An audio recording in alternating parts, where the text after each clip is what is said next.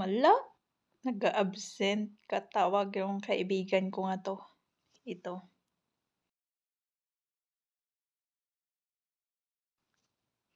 Alam niyo guys, wala talaga akong ibang kaibigan na lalaki na laging natawag na tawag sa akin ba. Ito lang talaga, ito lang talaga siya.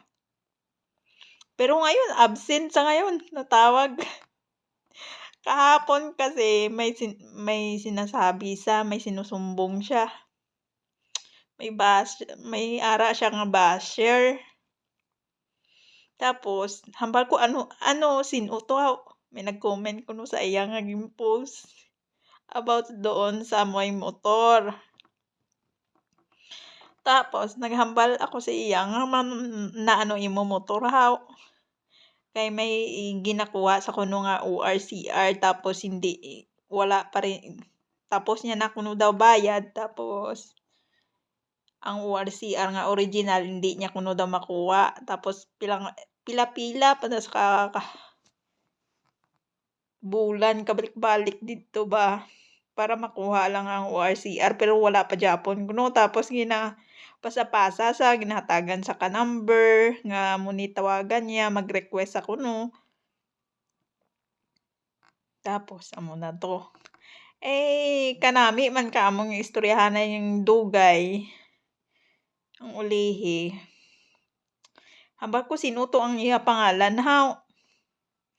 Interesado man ko katong iyang buzzer ba, way man ako labot katong iyang buzzer nga 'to, pero interesado ako katong buzzer niya kung ano gin-comment sa iya.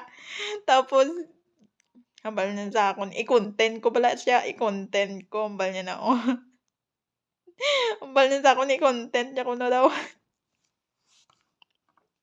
Tapos hambal ko sa iya nga man i-content mo.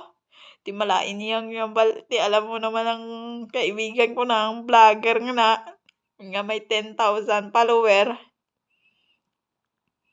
Abaw 10,000 follower na sa 10,000, 12,000 na sa last dati ba? Pero nakibot ko nga man 10,000 10,000 na lang follower niya. Pero itong kaibigan ko mabait sobra 'to, wala kang masabi siya tapos lagi malubat lang cellphone niya kay inistoryahanay naman nga duha ba hanggang matapos. Way pag-untat ang tawag ba. Bait talaga 'tong kaibigan hindi makakalimutan, lahat ng mga kaharutan, lahat sa mga buhay parte sa mga kuwan nga mga sa buhay niya. Kuwentuhan sobra, ang bait na kaibigan sobra. Tapos magtawag yun sa'kin minsan busy ako hindi ko masagot tapos tawagan ko din siya, busy din siya tapos kung kaisa hindi natawag ako hindi niya sinasagot ba kahit nakita niya kasi uma-upload siya ng video o gumagawa siya ng content niya ga-edit nainis siya siguro. Tapos sabi niya saka na lang pero tatawag din ito, hindi talaga yung tao nga,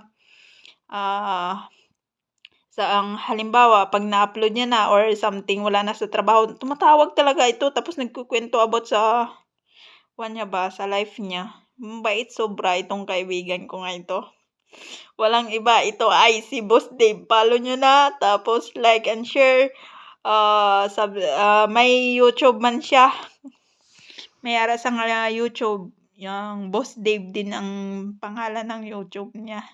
So wag na kayong mahiya or wag na kayong wag na kayong uya-uya pa ba kung sa Ilonggo mag-uya-uya, wag na kayong mag-uya-uya, follow niyo na siya. Isa din siya ka Ilonggo, taga Capiz man na sa Ilonggo din yan siya, marunong din sa kasalitaan kahit mag-usap kaming dalawa, gina-Ilonggo ko sa kung kaisa.